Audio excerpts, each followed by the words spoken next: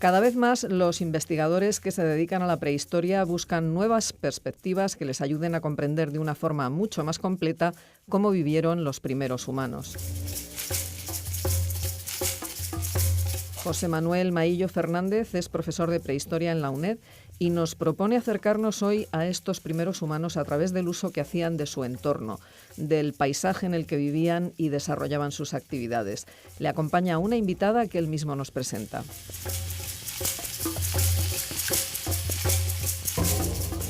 Hola, ¿qué tal a todos?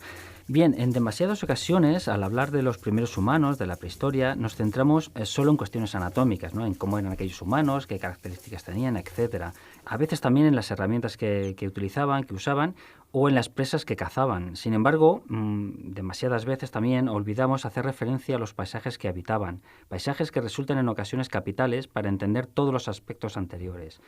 Y este es el tema que vamos a tratar hoy con Lucía Cobo. Lucía Cobo es personal investigadora en formación del Departamento de Prehistoria de la Universidad Complutense y realiza actualmente su tesis doctoral en uno de los lugares míticos de la prehistoria mundial, como es la Garganta de Olduvai en Tanzania. ¿Qué tal? ¿Cómo estás, Lucía? Hola, buenos días. Bien, cuando hablamos de paisaje, cuando hablamos de dónde vivían los humanos, en este caso los primeros homínidos, ¿a qué nos estamos refiriendo cuando hablamos de reconstrucción? Pues los trabajos de reconstrucción del paleopaisaje suelen ser trabajos a gran escala en los que se recopila mucha información de distinto tipo, ¿no? Sobre todo geológica, pero también se toman muestras para análisis químicos y también se analiza el material arqueológico que se encuentra en esas ventanas, esas trincheras que se excavan a lo largo de un paisaje amplio, ¿no? Bien, todas estas cuestiones del paisaje vamos a centrarlos en uno de los lugares que tú conoces bien, como es Eflekazing, uno de los yacimientos de la Garganta de Olduvai, quizá el más famoso, ¿no? Aunque no a lo mejor el que más información ha dado, pero sí el más famoso, porque fue donde apareció el Paranthropus boisei, que descubrió Louis Leakey en 1959. Y además es una excavación bastante amplia, de más de 300 metros cuadrados, si no recuerdo mal, donde aparece una acumulación de fauna importante. Bueno, ¿cómo solucionamos esto, no? O sea, ¿por qué Eflekazing? ¿Por qué este yacimiento? Y bueno, ¿qué problemas genera para estudiar el paisaje general a partir de este yacimiento? Bueno, pues sabíamos que por los análisis tafonómicos que se han realizado, que este yacimiento fue producto de la actividad antrópica de procesado y consumo de carcasas de animales, ¿no?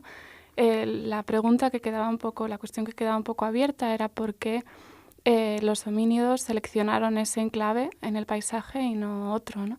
Entonces, pues las reconstrucciones del paisaje pues nos pueden servir para entender mejor la función del yacimiento y eso, y también entender por qué los homínidos pues realizaron sus actividades ahí y no en otro lugar. Claro, y esto es lo que estáis haciendo ahora con el equipo en el que estás implicada, que es el del profesor Domínguez Rodrigo, ¿no? De la Complutense, que trabajáis allí desde hace varios años. Bien, en Eflekazing, ¿quién habitó? ¿Qué cronología tenemos y qué gente estuvo allí? ¿Qué tipo de homínidos? Pues el yacimiento tiene 1,8 millones de años, más o menos, y tenemos evidencia actualmente de que en esa época coexistían 3 especies de homínidos diferentes. Se han encontrado restos de Paranthropus boisei, de Homo habilis y también de una criatura más moderna, más grande, que es actualmente el candidato que pensamos que fue quien creó este tipo de yacimientos, ¿no? Y quien acumulaba esos animales y esas grandes cantidades de carne en estos enclaves. Pero este tercer individuo, esta tercera especie, no aparece en Zing. No, la evidencia de esta especie la tenemos en un yacimiento que se llama PTK, pero que es contemporáneo a Eflekazing y que se encuentra sobre el mismo paleopaisaje. De acuerdo. Entonces, claro, en este caso sí podemos hablar porque como están en el mismo paisaje, están en la misma cronología, efectivamente. Y estos humanos, el desconocido, pero Parántropo no es humano, pero estos homínidos, Parántropo cazaba, o solo habilis, o solo el tercero. Pues sabemos que la alimentación del Parántropo pues seguramente fueran más tubérculos y elementos vegetales. Y de Homo habilis ha costado mucho creer que fuera capaz de cazar y de realizar ese tipo de actividades, ¿no? Y tener ese tipo de subsistencia, pero hasta que no se encontró el resto de una criatura más moderna y más grande, pues el candidato era Homo habilis, ¿no? Ahora pues podemos intuir que a lo mejor se trataba de esta otra criatura. De acuerdo. Y volviendo al paisaje de estos momentos en Olduvai, ¿qué nos puedes decir? Una vez hechos los análisis que nos has explicado antes, ¿qué conclusiones tenemos? ¿Cómo era, dónde vivían estos grupos humanos? Pues en esta época, hace 2 millones de años, en Olduvai había un lago y los homínidos realizaban sus actividades, vivían en una llanura aluvial en la que pues había unas zonas a lo mejor un poco más deprimidas en las que pues que eran más abiertas, ¿no? De paisaje de sabana más abierto, de herbáceas, y unas zonas hemos visto ligeramente elevadas que eran más boscosas, ¿no? Tenemos restos de fitolitos que indican que ahí había palmeras, por ejemplo, y sabemos que Felecacinc, al contrario de lo que se había sugerido en otros trabajos que decían que se encontraba en una especie de península estrecha y pequeña, elevada, sabemos que en realidad, aunque estaba en un promontorio elevado, esa plataforma se extendía a lo largo de cientos de metros, ¿no? Y era un lugar pues más boscoso que podría haber servido un poco de refugio de los peligros de depredación de carnívoros que existen en la sabana. Y bueno, ya sabemos más o menos cómo era este paisaje, pero ¿cómo lo usaron los primeros homínidos? ¿Qué actividades hacían o cómo se articulaban en él? Pues hemos descubierto algo muy interesante al excavar estas trincheras en un paisaje tan amplio, y es que vemos que en estas pequeñas ventanas que abrimos la evidencia fósil es mínima, ¿no? Apenas tenemos restos de huesos de animales o herramientas líticas asociadas a esos fósiles y no hay evidencia de actividad antrópica, es decir, no hay marcas de corte ni marcas de percusión en esos huesos. Lo cual nos hace pensar, o nos indica que la práctica totalidad de la actividad de estos homínidos se llevó a cabo en yacimientos como Felecacinc, ¿no? Por lo tanto, Felecacinc debió ser un lugar referencial al que los homínidos acudían sistemáticamente a realizar sus actividades y a donde portaban carne y animales que cazaban. Claro, porque lo que habéis hecho ha sido, a partir de Felecacinc, habéis hecho en el territorio una serie de sondeos y habéis visto que hay fósiles, que hay restos de fauna que no están tratados como los tratan los humanos, ¿no? Que no hay marcas de corte, que no están rotos y todo este tipo de cuestiones, ¿no? Eso es. ¿Y esto qué tipo de especies se llevarían estos humanos? ¿Les gustaba algún tipo especial de especie o comer, o porque era más fácil para cazar, o porque tenía más carne? Pues tanto en Felecacinc como en otros yacimientos contemporáneos que hemos descubierto, como son PTK y DS, vemos que la mayoría de los animales que hay son antílopes de tamaño medio, también pequeño, también hay gacelas, y luego también animales pues algo más grandes como las cebras, ¿no? Claro, y todos estos datos que nos estás aportando y todas estas conclusiones que estáis obteniendo con los estudios que estáis haciendo en la Garganta del Olduvai, en FLK, pero también en otros yacimientos que estáis excavando, me imagino que tienen unas implicaciones bastante interesantes en un debate casi perpetuo en la primera parte de la prehistoria, ¿no? Que si los primeros humanos eran cazadores o por el contrario eran carroñeros, ¿no? Como bien saben nuestros oyentes, o como bien saben muchos de nuestros oyentes, bueno, las implicaciones son evidentes, ¿no? En los años 60, bueno, desde el inicio de la prehistoria se consideró que éramos cazadores, unos cazadores violentos.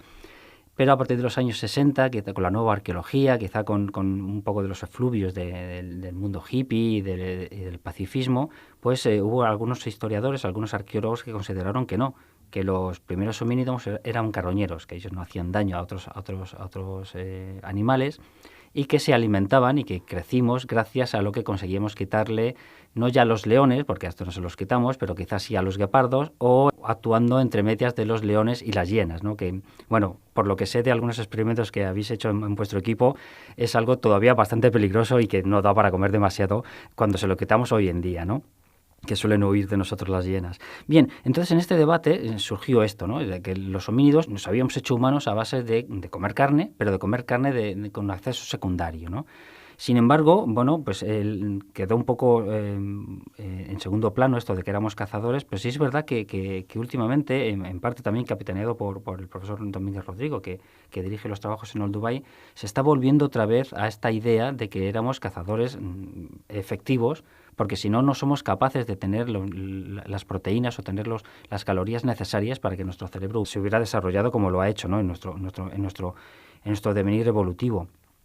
En este debate, estos datos que estáis dando sobre la ocupación del paisaje, sobre la acumulación de ciertos restos en lugares específicos, etcétera, ¿aporta algún dato en este debate o pasa de manera tangencial? ¿Cómo lo veis? No, claro, es que estos estudios del paisaje nos aportan una información importantísima y clave y muy interesante a este debate, porque nosotros hemos visto que en el paisaje no existe prácticamente ninguna evidencia de actividad antrópica, y la hipótesis del carroñeo en realidad sostiene o implica que los homínidos tendrían que haber usado el paisaje de forma aleatoria, ¿no? De forma homogénea. Claro, hubieran comido donde se hubieran encontrado el animal muerto. Eso es, claro. Y la evidencia es contraria, ¿no? Toda la actividad antrópica está concentrada en esos lugares, en esos enclaves especiales, ¿no? Que además tienen ciertas características ambientales, ecológicas favorables, ¿no? Y que con fácil acceso a agua y pues, con cierto refugio de depredación carnívora, ¿no? Entonces lo que proponéis es que los humanos obtenían estas presas, las cazaban probablemente y se las llevaban a estos lugares a consumirlas. Eso es. La cantidad de carne que llevaban a esos yacimientos es tal que sabemos que tenían acceso primario a esos animales, y probablemente la manera más lógica es que los hubieran cazado, ¿no? Claro, porque no hay evidencias de que otros carnívoros hubieran actuado antes. Esto queda en los huesos. Claro, nosotros hemos encontrado marcas de corte en costillas, ¿no? Que indican que los animales fueron eviscerados, y eso es una de las actividades que se realiza nada más uno accede al animal. Y por último, ¿se pueden inferir algún tipo de implicaciones de organización social de estos primeros grupos de homínidos, de humanos, con los datos que estamos aportando ahora? Bueno, en parte sí, porque estudiar la subsistencia de un grupo humano pues da algunas ideas sobre cómo era su organización social. Si nosotros pensamos que estos grupos de homínidos ya cazaban, pues podemos imaginarnos un grupo que cooperaba, ¿no? Y que trabajaba en grupo para conseguir el alimento, ¿no? Claro, parte del grupo conseguiría la presa y luego se compartiría probablemente con las crías o con los más jóvenes, a lo mejor, que no participaban. Eso es más difícil de demostrar empíricamente, pero sí que las cantidades de carne eran tales, las que encontramos, ¿no? Encontramos tantos huesos en esos yacimientos que intuimos que los llevaban allí para compartirlos con el resto del grupo. Perfecto, entonces podríamos hablar de que compartían y que quizás existía una cooperación en estos primeros grupos humanos, ¿no? Eso parece. Muy bien, pues hasta aquí el espacio de hoy. Muchas gracias, Lucía, por estar con nosotros contándonos este trabajo tan interesante, y a los oyentes hasta la siguiente emisión. Muchas gracias. Gracias a vosotros.